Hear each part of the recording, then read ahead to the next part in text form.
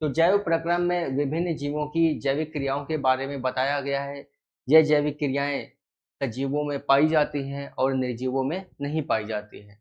इसी आधार पर सजीवों को निर्जीवों से पृथक किया जाता है। यही सवाल है हमारा पहला, आइए देखते हैं। देखिए, सवाल यहाँ पे पूछा गया है, सजीव तथा निर्जीव में अंतर स्पष्ट कीजिए। देखिए 2020 में पूछा गया है, सजीव तथा निर्जीव में अंतर स्पष्ट कीजिए। तो सजीव तथा निर्जीव में निम्नलिखित अंतर है। यहाँ पे देखिए ये लक्षण है जिनके आधार पे अंतर किया गया है। इसमें और इसमें ये लक्षण है, तो इसमें पाया जाता है कि नहीं, या इसमें पाया जाता है कि नहीं। तो ये क्या है, सजीव है, और ये क्या है, निर्जीव है। तो पहला यहाँ पे अंतर है, देखिए जीव द्रव्य। कह रहे हैं जीव द्रव्य उपस्थित होता है और सजीवों में और निर्जीवों में अनुपस्थित होता है। तो जीव द्रव्य होता क्या, दरअसल ये ऐसे कोशिका होती है। तो कोशिका के अंदर केंद्रक होता है दोहरी झिल्ली युक्त। तो इस कोशिका में पाया जाने वाला जीव द्रव्य ही क्या कहलाता है, इस कोशिका में पाया जाने वाला द्रव्य ही जीव द्रव्य कहलाता है। तो इस जीव द्रव्य को क्या सजीवों में हम देखते हैं कोशिकाओं के अंदर, और निर्जीवों में नहीं देखते हैं। यहाँ पे देखिए कोशिकीय संगठन, मतलब समस्त जीवों का शरीर कोशिकाओं से मिलकर बना होता है। कोशिकाएं मिलकर ऊतक बनाती हैं। कोशिकाएं मिलकर क्या बनाती हैं, कोशिकाओं से मिलकर समस्त जीवों का शरीर बना होता है। किससे, कोशिकाओं से। कोशिकाएं मिलकर ऊतक बनाती हैं। कोशिकाएं मिलकर ऊतक बनाती हैं। कैसी कोशिकाएं, समान प्रकार की कोशिकाएं। समान प्रकार की कोशिकाएं होनी चाहिए तो ऊतक बनाती हैं। अब देखिए, जैसे आंखों की कोशिकाएं अलग है, हड्डियों की कोशिकाएं अलग हैं, त्वचा की कोशिकाएं अलग हैं। तो सारी कोशिकाएं, जैसे आंख की कोशिकाएं वो अपने में ग्रुप में एक जैसी हैं, लेकिन हड्डी की कोशिकाओं से अलग हैं। तो कोशिकाएं, समान प्रकार की कोशिकाएं मिलकर ऊतक बनाती हैं, और ऊतक से फिर क्या मिलता है, ऊतक मिलकर अंग बनाते हैं। ऊतक में 5 प्रकार के जो अंग होता है, अंग में कई प्रकार के ऊतक हो सकते हैं। तो अगर अंग में 5 प्रकार के ऊतक हैं, तो हम ये कह सकते हैं कि अंग में 5 प्रकार की कोशिकाएं हैं। और अंग मिलके अंग तंत्र बनाते हैं। अंग मिलके क्या बनाते हैं, अंग तंत्र का निर्माण करते हैं। तो ऐसे बहुत सारे तंत्र हमारे शरीर में हैं, जैसे श्वसन तंत्र, पाचन तंत्र, उत्सर्जन तंत्र, है ना।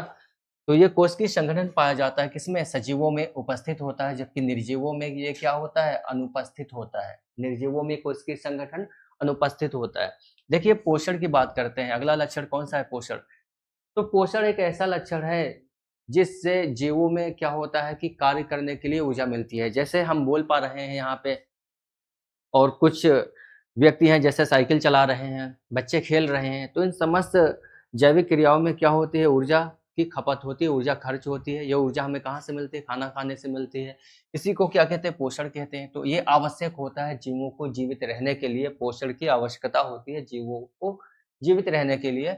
और इसमें क्या, निर्जीवों में कोई आवश्यकता नहीं होती है। तो जीवित कौन होते हैं, हरे पेड़ पौधे हैं, विभिन्न प्रकार के जंतु हैं, मानव है, ये सब क्या है, जीवित हैं। जबकि निर्जीवों में बात करें तो कंकड़, पत्थर, जल, सूर्य का प्रकाश, मिट्टी, ये सब क्या है, निर्जीव हैं। अगली बात करते हैं, यहाँ पे अगला लक्षण है श्वसन। श्वसन ऐसे होना चाहिए, श्वसन। तो श्वसन जीवधारियों का एक प्रमुख लक्षण है। श्वसन में क्या होता है, श्वसन में क्या होता है,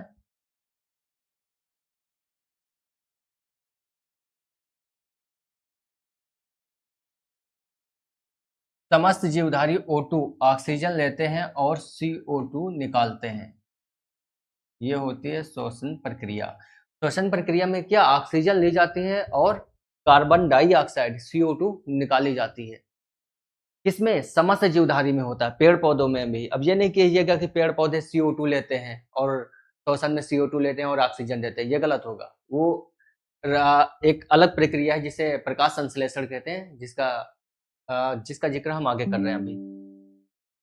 अगला देखिए यहाँ पे, तो ये श्वसन क्या होता है, उपस्थित होता है किसमें, सजीवों में, और निर्जीवों में अनुपस्थित होता है। इसी तरीके से उत्सर्जन की बात करते हैं। यह भी एक लक्षण है जो जीवों में पाया जाता है। उत्सर्जन क्या होता है, देखिए समस्त सजीवों में कुछ जैविक क्रियाएं होती हैं जिसके फलस्वरूप क्या कुछ हानिकारक वर्ज्य पदार्थ, वेस्ट पदार्थ शरीर के अंदर बनते हैं, जिनका शरीर से बाहर निकालना अति आवश्यक होता है।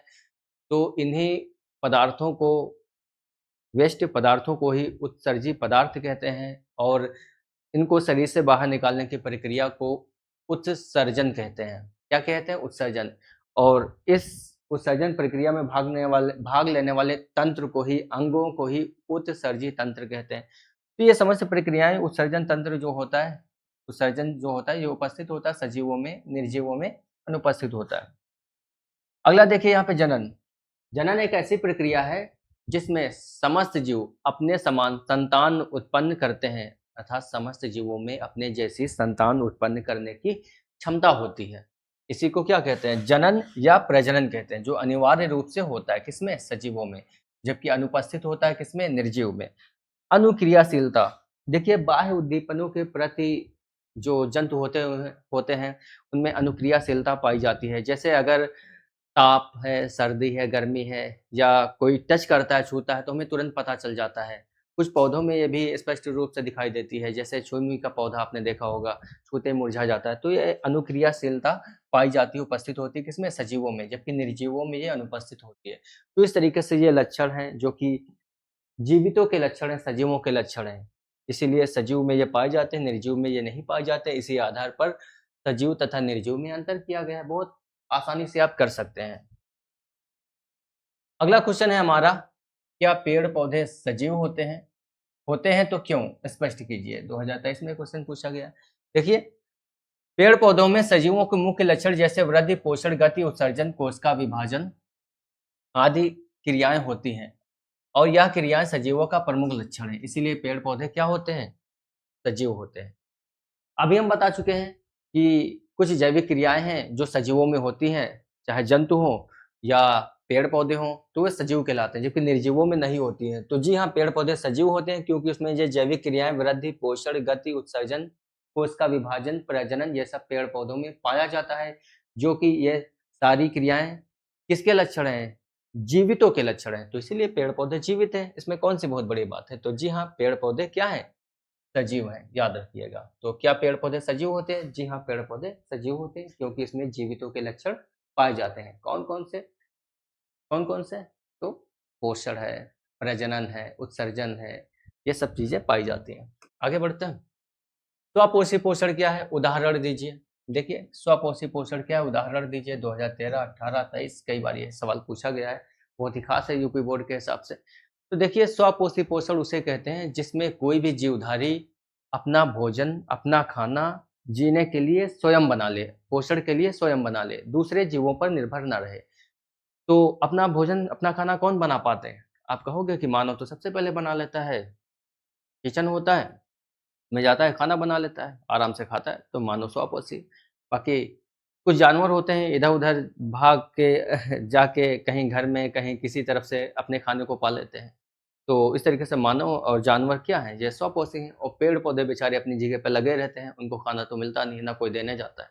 तो जीवित तो हैं लेकिन किसी तरीके से जीवित रहते हैं, भगवान जाने कैसे जीवित रहते हैं। तो जी, यहाँ पे क्या है कि जैसा हमने थ्योरी बताई उसके एकदम अपोज़िट है। इसमें क्या होता है?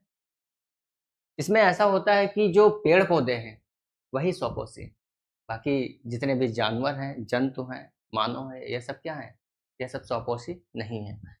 दरअसल पेड़-पौधों में क्या होता है? पेड़-पौधों की कोशिकाएँ होती हैं। पेड़-पौधों की कोशिकाओं में जो ये कोशिका झिल्ली होती है और ये बाहर की ओर एक कोशिका भित्ति होती है। पेड़-पौधों में बाहर की ओर क्या होती है?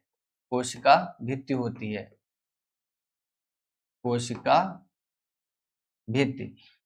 और ये केंद्रक होता है दोहरी झिल्ली युक्त। अब पेड़-पौधों में क्या होता है? यहाँ पे हरित लवक होता है। क्या होता है? ये कोशिका अंगक बहुत सारे होते हैं। ये हरित लवक है, ये माइटोकॉन्ड्रिया है। ये क्या है? ये माइटोकॉन्ड्रिया है। बहुत सारे इसमें कोशिका अंगक होते हैं, लेकिन जिसकी ज़रूरत है हम बता रहे हैं।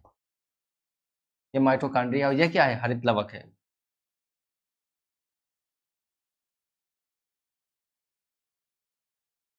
तो ये हरित लवक पेड़-पौधों की कोशिकाओं में ही पाया जाता है और इस हरित लवक में ही प्रकाश संश्लेषण की प्रक्रिया संपन्न होती है। प्रकाश संश्लेषण क्या है? ये देखिए, प्रकाश संश्लेषण यहाँ पे लिखा हुआ है।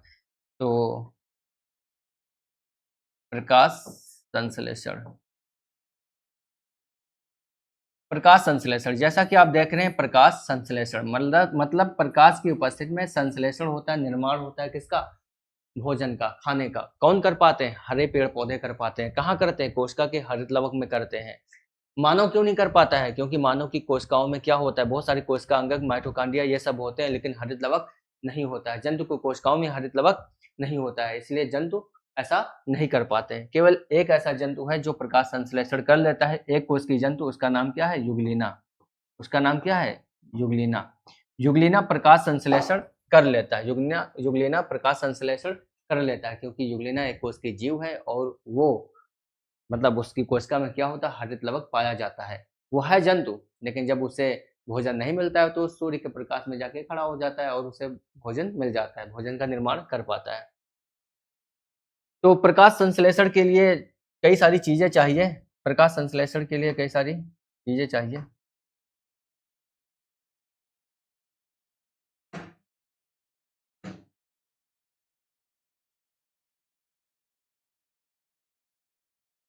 प्रकाश संश्लेषण के लिए देखिए, कार्बन डाइऑक्साइड चाहिए, कार्बन डाइऑक्साइड चाहिए और जल चाहिए, सनलाइट सूर्य का प्रकाश चाहिए, LIGHT सनलाइट सूर्य का प्रकाश चाहिए, और चाहिए क्या? Chlorophyll, chlorophyll. इसको हरित लवक कहते हैं, इसे क्या कहते हैं? इसे हरित लवक कहते हैं। तो हरित लवक क्लोरोफिल पेड़ पौधों में होता ही है, तो उसे क्या चाहिए? कार्बन डाइऑक्साइड और जल और सूर्य का प्रकाश। ये सारी चीजें मिलकर प्रकाश संश्लेषण की, ये सारी चीजें प्रकाश संश्लेषण की क्रिया में प्रयोग की जाते हैं, जिससे भोजन का निर्माण होता है। आइए सवाल को देखते हैं। वह जीव जो अपना भोजन स्वयं निर्माण करते हैं स्वपोषी जीव कहलाते हैं। कैसे जीव कहलाते हैं? स्वपोषी जीव कहलाते हैं। और पोषण की यह प्रक्रिया स्वपोषण कहलाती है। पोषण की यह प्रक्रिया क्या कहलाती है? स्वपोषण कहलाती है। आगे देखते हैं, हरे पेड़ पौधे कार्बन डाइऑक्साइड, देखिए कार्बन डाइऑक्साइड, जल व सूर्य के प्रकाश की उपस्थिति में अपने भोजन का निर्माण स्वयं कर लेते हैं। कौन कर लेते हैं? हरे पेड़ पौधे कर लेते हैं। और भोजन निर्माण की यह क्रिया क्या कहलाती है? प्रकाश संश्लेषण कहलाती है। प्रकाश संश्लेषण कहलाती है। प्रकाश संश्लेषण की यह क्रिया कहाँ होती है? अभी हमने बताया हरित लवक में होती है। ये देखिए कोशिका होता है, ये कोशिका होती है, यहाँ पे कोशिका में हरित लवक होता है। तो हरित लवक में प्रकाश संश्लेषण क्रिया संपन्न होती है। समझ में आ रही बात? तो प्रकाश संश्लेषण जिन जीवों में होती है वही जीव स्वपोषी होते हैं। तो मानव में ये नहीं होती है, जंतुओं में ये नहीं होती है। तो जंतु क्या होते हैं? जंतु क्या होते हैं? परपोषी होते हैं, वो अपना भोजन स्वयं बना नहीं पाते हैं। अब आपने देखा होगा किचन में जाते हैं, बनाते हैं, लेकिन किचन में अनाज कहाँ से आता है? खेतों से आता है। खेतों में कहाँ? पेड़ पौधों से आता है। तो आइए आगे बढ़ते हैं हम नेक्स्ट क्वेश्चन पे। देखिए नेक्स्ट क्वेश्चन ही हमारा है प्रकाश संश्लेषण है। क्या है प्रकाश संश्लेषण? प्रकाश संश्लेषण पर संक्षिप्त टिप्पणी लिखिए। कई बार पूछा गया है ये, है ना? अभी देखिए पिछले साल ही 2025 पूछा गया ये। तो प्रकाश संश्लेषण की प्रक्रिया क्या है? इसकी परिभाषा दीजिए, इसके बारे में वर्णन कीजिए। कई बार ये स्पष्ट रूप से पूछा गया है, इसके बारे में देखते हैं। अभी हमने बताया भी है। तो प्रकाश संश्लेषण देखिए, प्रकाश संश्लेषण वह जैव रासायनिक प्रक्रिया है, जैविक भी है, जिसमें हरे पेड़ पौधे सूर्य के प्रकाश की उपस्थिति में कार्बन डाइऑक्साइड क्या लेते हैं? कार्बन डाइऑक्साइड लेते हैं, कार्बन डाइऑक्साइड लेते हैं, और क्या लेते हैं? जल की सहायता से। यहाँ जल लिया गया है, जल की सहायता से, जल की सहायता से कार्बोहाइड्रेट यानी ग्लूकोज का निर्माण करते हैं। कार्बोहाइड्रेट को ही ग्लूकोज कहते हैं। जैसे अगर एक बहुत बड़ी सी दीवार है, उस दीवार में बहुत सारे ईंट हैं, तो उसको हम कार्बोहाइड्रेट कहेंगे, और जो एक ईंट है उस ईंट को हम ग्लूकोज कहेंगे। तो एग्जाम्पल है हमारा, हम बता रहे हैं कि कार्बोहाइड्रेट के अंदर बहुत सारे ग्लूकोज पाए जाते हैं। तो ग्लूकोज इकाई है किसकी? कार्बोहाइड्रेट की। जिस तरीके से दीवार की इकाई ईंट होती है, सेम वैसे ही तो किसका निर्माण होता है? ग्लूकोज का निर्माण करते हैं। तो कार्बन डाइऑक्साइड ली जाती है और जल लिया जाता है, और यहाँ पे सूर्य का प्रकाश लिया जाता है। लिख देते हैं सूर्य का प्रकाश, सूर्य का प्रकाश लिया जाता है। और क्लोरोफिल तो हरे पेड़ पौधों में होता ही है। क्लोरोफिल, क्लोरोफिल या हरित लवक हरे पेड़ पौधों में होता ही है। तो क्या बनता है? ग्लूकोज बनता है। ग्लूकोज का अणुसूत्र होता है C6H12O6, और प्लस क्या बनता है? जल बनता है H2O, और क्या बनता है? ऑक्सीजन बनती है। क्या बनती है? Oxygen O2। ऑक्सीजन को देखिए उल्टे निशान से दर्शाया गया, इसका मतलब ये ऑक्सीजन बाहर निकल रही है। तो पेड़ पौधे भोजन निर्माण की इस प्रक्रिया में वातावरण से कार्बन डाइऑक्साइड लेते हैं, CO2 लेते हैं, कार्बन डाइऑक्साइड, है ना, और ऑक्सीजन O2 मुक्त करते हैं। ऐसे नहीं, ऑक्सीजन ऐसे होता है, ऑक्सीजन O2 मुक्त करते हैं। इस प्रकार हरे पेड़ पौधे प्रकाश संश्लेषण की प्रक्रिया द्वारा समस्त जीवों को शोषण के लिए ऑक्सीजन देते हैं। समस्त जीवों को शोषण के लिए न सिर्फ ऑक्सीजन देते हैं, बल्कि समस्त जीवों को क्या, पेट भरने के लिए भोजन भी देते हैं। क्योंकि हमारे पास जितना भी आप कहोगे बिस्किट हमें मिल जाता है, बिस्किट मिलता कहाँ से है? जनरल स्टोर की दुकान से। एक छोटी सी सोच है। बाकी उसका मतलब जैसे आटा वगैरह है, मैदा वगैरह है, कहाँ से आता है? तो ये सब पेड़ पौधों से आता है। तो समस्त जीवों को शोषण के लिए ऑक्सीजन और भोजन कहाँ से मिलता है? प्रकाश संश्लेषण से मिलता है। तो ये प्रकाश संश्लेषण का रिएक्शन है। तो प्रकाश संश्लेषण की रिएक्शन पे बात करते हैं। देखिए, इसमें क्या होता है? कार्बन डाइऑक्साइड है, तो ये कार्बन डाइऑक्साइड का CO2 कार्बन डाइऑक्साइड का एक अणु कहलाता है। और ये कितने लिए जाते हैं? 6 लिए जाते हैं। कितने? 6 कार्बन डाइऑक्साइड के अणु लिए जाते हैं। और ये जल का एक अणु है, 12 जल के अणु लिए जाते हैं। कार्बन डाइऑक्साइड के 6 और जल के 12 अणु लिए जाते हैं। सूर्य का प्रकाश होता है, क्लोरोफिल होता है। तो यहाँ पे ग्लूकोज का एक अणु का निर्माण होता है और जल के 6 अणु बनते हैं। जल के कितने अणु बनते हैं? 6 अणु बनते हैं। जल का एक अणु हमने बताया था अभी H2O होता है, और यहाँ पे 6 बनते हैं। और ऑक्सीजन का एक अणु ऐसे होता है, O2। ये ऑक्सीजन का एक अणु है, इस तरीके से आप देख रहे हैं, ये ऑक्सीजन का एक अणु है। और ऑक्सीजन के भी यहाँ पे 6 अणु मुक्त होते हैं। कितने? 6 अणु मुक्त होते हैं। तो बहुत आसानी से आप इस रिएक्शंस को लिख सकते हैं, बहुत मुश्किल नहीं है। कार्बन डाइऑक्साइड CO2 लिया, कार्बन डाइऑक्साइड CO2 लिया, तो CO2 एक अणु हो गया। कितने लेना है? 6 लेना है। और जल का एक अणु कितना है? H2O। कितने लेना है? 12 लेना है। तो 6 ये लिया, 12 ये लिया। तीर का निशान लगाइए। ऊपर क्या लिखिएगा? सूर्य का प्रकाश, नीचे क्लोरोफिल या हरित लवक लिख दीजिए। आगे क्या बनेगा? ग्लूकोज। ग्लूकोज में आप जानते हैं 3 तत्व होते हैं, CHO। अब ये भी 6 है, ये भी 6 है, और इन दोनों का दोगुना या इन दोनों को जोड़ दीजिए, 6 6 12। तो ये ग्लूकोज का एक अणु हो गया। बहुत आसानी से याद रखते हैं, CHO। ये भी 6, ये भी 6, और ये इन दोनों का मिला के 6 6 12, ये इन दोनों का दोगुना समझ लीजिए अपनी ट्रिक से। तो ये हाइड्रोजन 12 होने चाहिए। ग्लूकोज का एक अणु हो गया। तो ग्लूकोज बनता है, जल बनता है, और ऑक्सीजन बनती है। जल का एक अणु आप जानते हैं H2O होता है, लेकिन कितने बनते हैं? 6 बनते हैं। 6 लगा दीजिए यहाँ पे। ऑक्सीजन एक अणु O2 होता है। क्या होता है? O2 होता है। क्या होता है? O2 होता है। अब कितने बनते हैं? 6 बनते हैं। 6 लगा दीजिए। तो बहुत आसानी से इस रिएक्शंस को आप याद कर सकते हैं। ठीक है। क्या? 6CO2 12H2O, 6 कार्बन डाइऑक्साइड के अणु, 12 जल के अणु, है ना। तीर का निशान ऊपर क्या होगा? सूर्य का प्रकाश, सनलाइट। नीचे क्लोरोफिल या हरित लवक, कोई भी एक लिख सकते हैं हिंदी अंग्रेजी में। आगे ग्लूकोज, C6H12O6, है ना, ग्लूकोज का अणु, प्लस 6 जल के अणु, है ना, 6H2O प्लस 6 क्या बनेंगे? ऑक्सीजन, ऑक्सीजन के अणु। तो इस तरीके से ये एक प्रकाश संश्लेषण की क्या है? प्रक्रिया है, जो हरे पेड़ पौधों में ही संपन्न होती है। और याद रखिए, अभी हमने कहा था कि पेड़ पौधे क्या लेते हैं?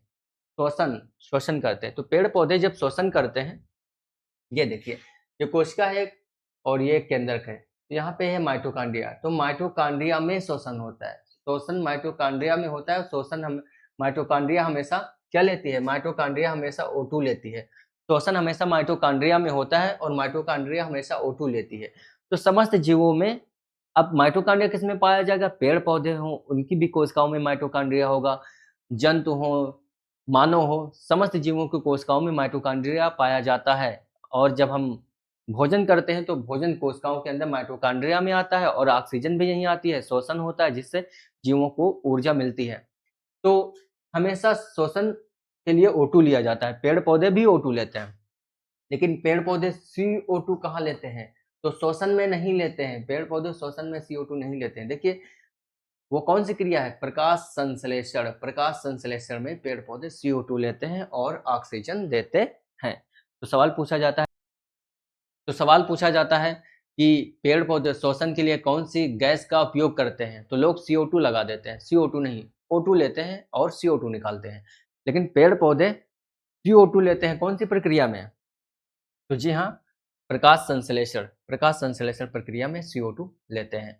तो बहुत अच्छी तरीके से आप इस प्रक्रिया को समझ चुके हैं। प्रकाश संश्लेषण देखिए, प्रकाश संश्लेषण वह जैव रासायनिक प्रक्रिया है, जिसमें हरे पेड़ पौधे सूर्य के प्रकाश की उपस्थिति में कार्बन डाइऑक्साइड जल की सहायता से कार्बोहाइड्रेट ग्लूकोज का निर्माण करते हैं। पेड़ पौधे भोजन निर्माण की इस प्रक्रिया में वातावरण से कार्बन डाइऑक्साइड लेते हैं। कार्बन डाइऑक्साइड का अणुसूत्र ही CO2 है, ऐसे लिखा जाता है। CO2 लेते हैं और पेड़ पौधे और ऑक्सीजन O2 मुक्त करते हैं। ऑक्सीजन O2 मुक्त करते हैं। इस प्रकार हरे पेड़ पौधे प्रकाश संश्लेषण की प्रक्रिया द्वारा समस्त जीवों को शोषण के लिए ऑक्सीजन देते हैं। तो प्रकाश संश्लेषण की परिभाषा है और जिन जीवों में प्रकाश संश्लेषण की प्रक्रिया पाई जाती है उनको ही स्वपोषी जीव कहते हैं। इस प्रकार पेड़ पौधे ही स्वपोषी जीव हैं, मानव और जंतु नहीं। आगे बढ़ते हैं नेक्स्ट क्वेश्चन पे।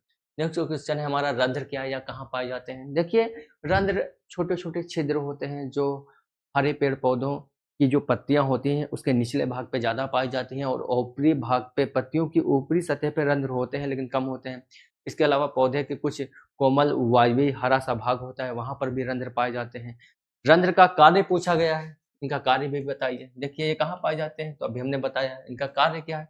कार्य क्या है, पेड़ पौधे शोषण करते हैं, उसमें भी गैसों का आदान प्रदान होता है। प्रकाश संश्लेषण करते हैं, उसमें भी गैसों का आदान प्रदान होता है। तो रंध्र के माध्यम से गैसों का आदान प्रदान होता है और कुछ मात्रा में क्या होता है, जल भी निष्कासित किया जाता है। जल का भी मतलब तापमान भी नियमित बनाए रखा जाता है रंध्रों के माध्यम से। तो देखिए, पेड़ पौधों की पत्तियां तथा अन्य वायवीय भागों में, जो पेड़ पौधों का भाग होता है वायु में, अब पेड़ पौधा जैसे ये मिट्टी है तो नीचे तो जड़ होती है, जड़ की बात नहीं कर रहा, ऊपर अन्य वायवीय भागों में। लेकिन यह तना अगर ठोस है तो यहाँ नहीं पाए जाएंगे, यहाँ तो वायवीय छिद्र पाए जाएंगे। वात रंध्र पाए जाते हैं तने पर। तने पर क्या पाए जाते हैं, वात रंध्र तने में पाए जाते हैं, जो वायु का आदान प्रदान करते हैं। लेकिन यह ऊपर की बात कर रहा है कि अन्य वायवीय भागों में छोटे छोटे छिद्र पाए जाते हैं, इन्हीं छिद्रों को ही रंध्र कहते हैं। रंध्र का मुख्य कार्य श्वसन तथा प्रकाश संश्लेषण की क्रिया के लिए गैसों का आदान प्रदान करना होता है। वाष्पोत्सर्जन में भी रंध्र सहायक होते हैं। वाष्पोत्सर्जन क्या है, वाष्पोत्सर्जन एक जैविक प्रक्रिया है जिसमें क्या होता है कि पौधे जल को वाष्प के रूप में बाहर वायुमंडल में मुक्त करते हैं, उसे ही वाष्पोत्सर्जन कहते हैं। वाष्पोत्सर्जन में ही क्या होता है कि जो प्रकाश संश्लेषण होता है उसमें ऑक्सीजन बाहर निकलती है। तो वाष्पोत्सर्जन में क्या होता है, ये एक जैविक प्रक्रिया है और इसमें पानी जो होता है, जल जो होता है वाष्प के रूप में होता है। इसीलिए कहा जाता है कि जो वायु कहा जाता है, जो ऑक्सीजन निकालती है प्रकाश संश्लेषण की क्रिया में, वो कहाँ से निकलती है, तो जल से निकलती है। याद रखिएगा, प्रकाश संश्लेषण में ऑक्सीजन कहाँ से निकलती है, तो जल से निकलती है। तो वाष्पोत्सर्जन में भी सहायक होते हैं कौन, रंध्र। रंध्र पत्तियों की निचली सतह पर अधिक संख्या में पाए जाते हैं। रंध्र पत्तियों की कौन सी, अभी बता चुके हैं, निचली सतह पर अधिक संख्या में पाए जाते हैं। तो आज की क्लास बस यहीं तक। उम्मीद करते हैं कि ये क्लास आपको अच्छी तरीके से समझ में आई होगी। तो मिलते हैं नेक्स्ट क्लास में। इसी तरीके से बायोलॉजी की ही क्लास होगी, जैव प्रक्रम की। तो ध्यान रखिए अपना और पढ़ते रहिए।